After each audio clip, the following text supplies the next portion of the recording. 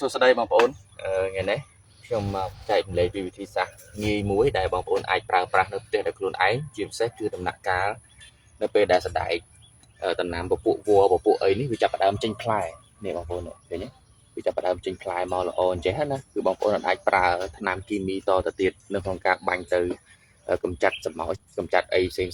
កម្ចាត់ចៃទេអញ្ចឹងវិធីសាស្ត្រនេះគឺវិធីសាស្ត្រដែលសុវត្ថិភាពងាយស្រួលហើយមានវត្ថុធាតុដើមដែលបងប្អូនអាចយកមកប្រើប្រាស់បាននេះខ្ញុំនេះពងពុញសម្ោចហើយនេះសិតតែសម្ោចឡើងហើយពេលដែលសម្ោចវាឡើងទៅគឺវាអាចនឹងមានចៃហើយអញ្ចឹងសម្ោចវាខ្លាច់មួយយ៉ាងនេះអានេះខ្ញុំមកកញ្ចប់នេះគឺខ្ទឹមណាបងប្អូនកុំឆ្ងល់ថាជាអីនេះដោយសារតែខ្ញុំចងវាចេះទៅហើយច្បាច់វាឲ្យវាខ្ទេចចេញសារជាតិខ្ទឹមនោះបានហើយព្រោះសម្ោចគឺវាខ្លាច់ខ្ទឹមហ្នឹងខ្ញុំចងវាអញ្ចេះដោយសារតែខ្ញុំប្រើក្បាលនេះខ្ញុំមកចង់ឲ្យវាចូលទៅក្នុងក្បាលម៉ាស៊ីនរបស់ខ្ញុំនេះបាញ់ទៅវាខូចម៉ាស៊ីនអញ្ចឹងយើងអាចមានទឹក2លីត្រមកបងប្អូនច្បាច់វាណែនឲ្យវាអស់ជាតិទឹកជាមួយនឹងទឹកហ្នឹងទៅ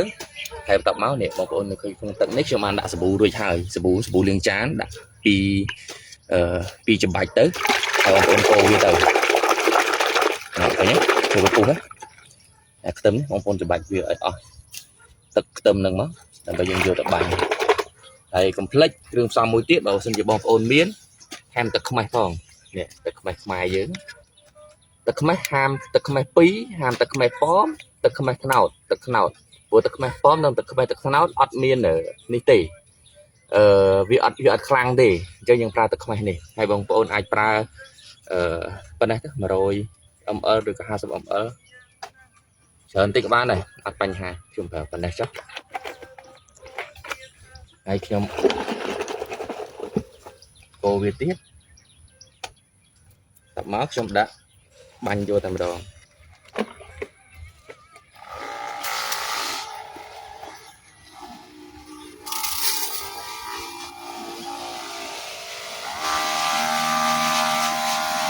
បងប្អូនអាចធ្វើការបាញ់វា2ថ្ងៃម្ដង3ថ្ងៃម្ដងក៏បានដែរបាញ់នៅពេលព្រឹកឬក៏ពេលល្ងាចហើយបាញ់បើបងប្អូនបាញ់ព្រឹកងាកឡើងអាចបេះញ៉ាំបានហើយអាចបេះលាងទឹកញ៉ាំឲ្យស្អាតទៅញ៉ាំបានហើយអត់ប៉ះពាល់សុខភាពទេព្រោះវាកំឡើងពី